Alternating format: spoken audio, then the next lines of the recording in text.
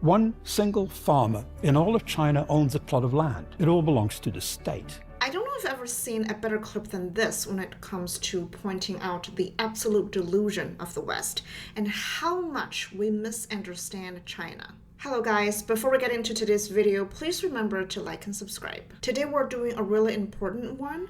We're reacting to the brilliant historian and China expert Frank Dikötter. Someone in my community has been begging me to check him out. I'm so sorry it took me so long to get into this. You're absolutely right. He cuts through the propaganda of the Chinese Communist Party, and as always, I'm going to tell you how accurate it is based on my own lived experience growing up under the Chinese Communist Party. Let's get into it. From soaring skyscrapers, bullet trains, new airports, and endless motorways to military parades and flyovers, the People's Republic of China projects an image of stability and might.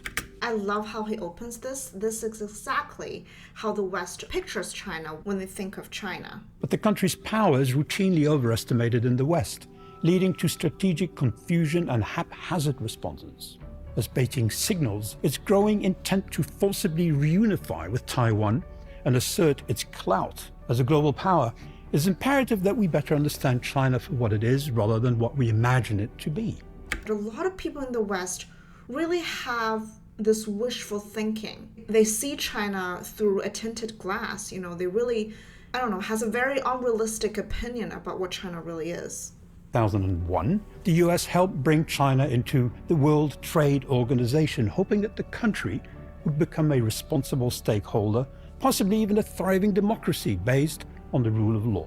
As I've said in my previous videos before, the WTO decision is probably one of the biggest miscalculations the West have made. I remember it was a time when the internet was this new thing, kind of like AI right now, right? People were so complacent. They were so arrogant about the power that a free world had. Everybody, and I do mean everybody, from the president of the United States then to a lot of scholars, people who spent years studying China, they believed that the free world is going to have a bigger impact on China than vice versa. Oh boy, weren't they wrong? Time and again, its leaders have made it clear that they will never adopt the separation of powers and the multi-party system with the checks and balances that are so fundamental to a democracy. They excoriate judicial independence, view any opposition to the Communist Party as a national security threat, and continue to curtail basic freedoms people in any democracy take for granted, not least freedom of speech, of religion, and of association.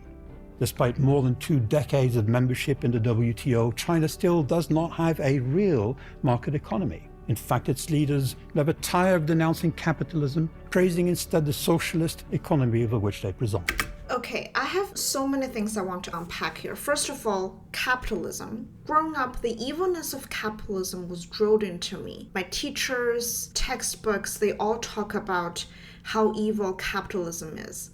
And I can't tell you how just weird to hear the same, and I do mean the same rhetoric repeated by people in the West, my generation, millennials, Gen Z, just this genuine disgust over capitalism.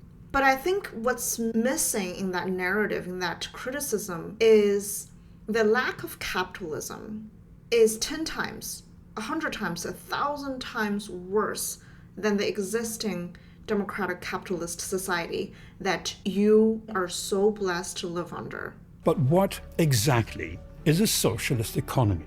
It is an economy in which the state owns or controls all the means of production. Not one single farmer in all of China owns a plot of land. It all belongs to the state. Energy is controlled by state companies, as are raw materials. How about capital? The key ingredient of capitalism. You can find it in banks, but in China, 99.5% of all bank assets are in government hands. This is interesting because this is a huge cultural shock that I experienced when I first moved to the West. I think I'm still trying to wrap my head around it. I don't understand why banks are not owned by the government. And I feel like a lot of people who grow up in China probably think the same. Because when I first thought that I'd have to put my money in a private bank, I was so scared. And I think that's what authoritarian regimes use. They use fear. They want you to be scared of a free market because it makes you feel like, oh, you're losing control, everything is going to be chaotic. And sometimes it is. That's what comes with freedom, right? The Communist Party, in short, remains openly committed to Marxism-Leninism. Of course, it can be tempting to disregard this as mere ideology, or even as empty sloganeering, but it invariably leads to serious policy mistakes. Foreign investors pour money into a socialist economy only to find out that they cannot get it back. Governments engage diplomatically on the assumption that political reform is just around the corner, only to see the regime turn even more authoritarian. And what about the economy? There's been tremendous growth under the WTO, no doubt, but not all is as it seems. This is so timely because I don't know if you've heard this, but China recently enacted new regulations explicitly aimed at punishing foreign companies that try to move their business out of China. You know, Xi Jinping has so much power that China can do something like this. They don't want you to leave. They don't care about your business. They don't care about the law. They can change that overnight with little to no resistance or challenge from the other political parties, which are really just here as a formality. They don't have any real power at all. For starters, do we even assess growth in a one-party state where obfuscation is the norm and statistics are routinely falsified at every level of government? It's funny that he mentioned people manipulating and lying about data and numbers. I remember when I went to J school in Canada, you know, sometimes when you need to ask for some sort of information as a journalist, and I mean, not just journalists, citizens can do that too. You're gonna laugh, but I remember when I first filed one of the requests, I was in the back of my mind, I was like, well, what's even the point of this? They're just gonna lie. Am I gonna get a real number? Am I gonna get the real data? And then it hit me, just like it's hard for me to understand people who live in the West, it is equally hard for them to understand the Chinese government. It is hard for them to believe that really local governments lie constantly. That's their default position. GDP in China is not a monetary measure carefully calculated by a non-partisan institution. It is a state mandate, a quota, which must be fulfilled. The result is massive investment in infrastructure and overproduction as local officials rush to meet their assigned quota, resulting in empty trains, empty airports, even entire empty cities. One thing that I find dictators love is these big, shiny infrastructure projects because, again, they project prosperity, they project stability, superiority, that and big-ass statues. You know, you see that a lot in China.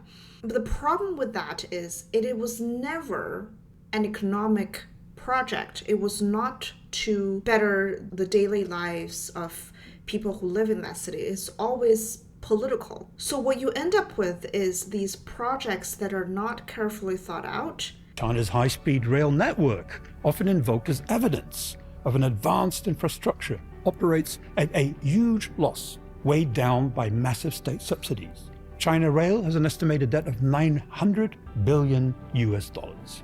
In fact, debt is everywhere in the People's Republic, although even its leaders do not know its full extent, since so much of it has been carefully hidden. The propaganda machine in China not only inflates the economy, but also projects an image of great military prowess. Much as the Soviet Union did during the Cold War, not a day goes by without the spin factory in Beijing heralding this or that military breakthrough, from stealth fighter jets and hydrogen bombs to entirely fictitious drone motherships. It is part and parcel of the cognitive warfare that the regime has been waging for decades as it tries to convince the world that China is on the rise while the West is in terminal decline. Cognitive warfare is something It's one of the reasons I wanted to start this channel, because I am not scared of their infrastructure. I know they're going to fall apart, and they often do. I'm not even scared about their military might, their equipment. What I think China does particularly well is cognitive warfare. And I don't need to prove to you how effective that is. I mean, just look at TikTok and the younger generation and their opinion on China. And when it comes to governing, I know a lot of people in the West, when people talk about good governance, you talk about how to build a better system, a community project to better people's lives. At least that's what the politicians need to say to get your votes. But in China, when they say you're good at politics, they often mean that you're good at conniving, you're good at playing the mind games. And the cognitive warfare, in my opinion, falls under that category. It is about manipulation. And emperors in our long civilization have perfected the skill of manipulation. You probably have heard the art of war. In Sun Tzu, there's a very famous line about morale, what we call qi. It is the key ingredient to winning. He believes to beat your enemy, you have to beat them mentally first. Make them feel like you're so big, you're too big, so advanced, so inevitable that they shouldn't even bother fighting back. A skilled commander avoids the enemy's sharp momentum and strikes when their energy has waned. What really baffles me is people either underestimate the power of authoritarianism, foreign authoritarianism specifically, especially people on the left, or they overestimate. They think that based on their TikTok reels and all the shorts that they watch, they're convinced that China is so brilliant, so strong, and even if you convince them that China is evil, they think to this point there is nothing they can do about it. And that's exactly what the Chinese Communist Party is counting on.